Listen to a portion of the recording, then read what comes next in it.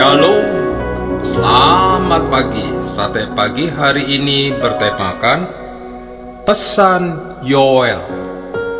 Firman Tuhan terambil dari Yoel pasal 2 ayat 13. Koyakanlah hatimu dan jangan pakaianmu. Berbaliklah kepada Tuhan Allahmu, sebab Ia pengasih dan penyayang, panjang sabar dan berlimpah kasih setia, dan Ia menyesal karena hukumannya. Yoel seorang nabi yang kitabnya masuk dalam daftar kitab nabi-nabi kecil. Arti nama Yoel, Yahweh adalah Allah. Yoel memperkenalkan dirinya sebagai anak Petuel. Dia adalah nabi kebangunan rohani, mungkin karena berita yang disampaikan adalah berita ajakan untuk pertobatan, disebut sebagai nabi pengharapan.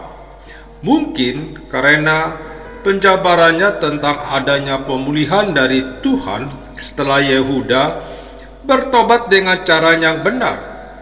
Banyaknya acuan ke Sion dan pelayanan di dalam bait suci di sepanjang kitab Yoel ini menunjukkan bahwa ia seorang nabi untuk Yehuda dan Yerusalem. Pada saat itu terjadi serbuan belalang dan musim kering yang hebat, suatu perpaduan yang menghancurkan hampir setiap lapisan masyarakat Yehuda. Di tengah malapetaka itu, Nabi Yoel mengajak para pemimpin rohani Yehuda untuk memimpin bangsa itu kepada pertobatan nasional.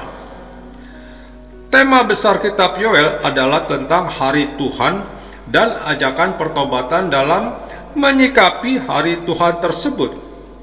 Mari kita lihat arti pertobatan terlebih dahulu. Pertobatan adalah tindakan seseorang berbalik kepada Tuhan, tentu saja setelah Roh Kudus meyakinkan dia akan dosa.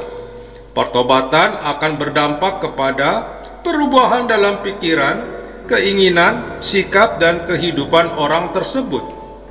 Seruan Yoel tersebut juga bergema hingga saat ini, karena setiap orang perlu bertobat dan kembali kepada Tuhan. Mitsuo Fuchida adalah kapten dari Angkatan Udara Jepang dan pilot pesawat pembom yang ikut melakukan penyerangan atas pangkalan udara Amerika di Pearl Harbor pada Perang Dunia Kedua tahun 1948 di stasiun kereta Shibuya.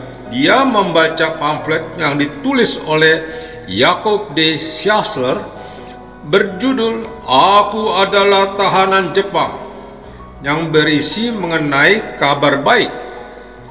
Fuchida semakin penasaran dengan kekristenan dan akhirnya membaca Alkitab dan menerima De Schazer, dan tahun 1949 dia memutuskan untuk beralih dari agamanya dan menjadi seorang Kristen. Akhirnya tahun 1952 dia memutuskan untuk menjadi seorang misionaris. Saat ini mari kita menilai hati kita masing-masing. Sudahkah kita bertobat dan lebih lagi kita hidup dalam kebenaran? Sudahkah kita mengenalkan manusia lama kita dan mengenakan manusia baru? Yang Tuhan kehendaki adalah pertobatan yang murni, yang lahir dari hati yang terdalam, seperti pertobatan Paulus yang berbalik dari seseorang penganiaya menjadi seorang rasul yang mengabdikan hidupnya kepada Tuhan. Juga seperti pertobatan Sakeus, seorang pemungut cukai yang pertobatannya terlihat jelas dalam perubahan tingkah laku dengan memberikan setengah dari hartanya untuk orang miskin, dan jika ada yang dia peras akan dia kembalikan 4 kali lipat. Seperti yang Yoel katakan, koyakanlah hatimu dan jangan pakaianmu. Sekarang adalah waktu yang tepat untuk bertobat. Bertobat dari cara hidup kita yang lama, yang sia-sia, dan mendukakan hati Tuhan. Amin. Mari kita berdoa. Bapa Surgawi, aku bersyukur untuk firman-Mu yang mengajakku untuk bertobat dan berbalik kepadamu. Mampukan aku untuk hidup dalam kebenaran. Di dalam nama Tuhan Yesus, aku berdoa. Amin.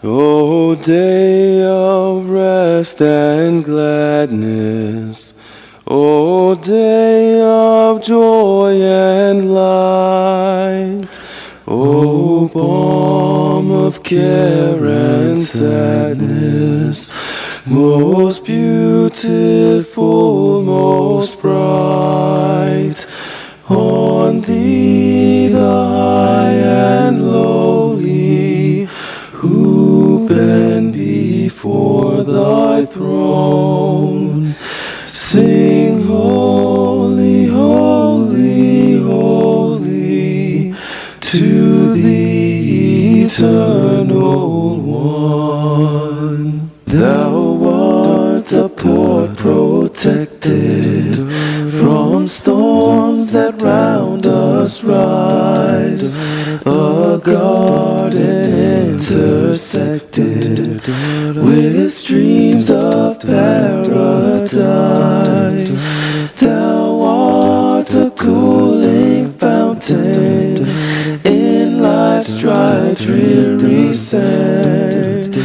From thee, like Pisgah's mountain, we view our promised land. A day of sweet reflection, thou art a day of love, a day to raise affection from earth to things above. New grace is ever gaining from this our day of rest. We seek the rest remaining in mansions of the blessed. We seek the rest remaining in mansions of the blessed.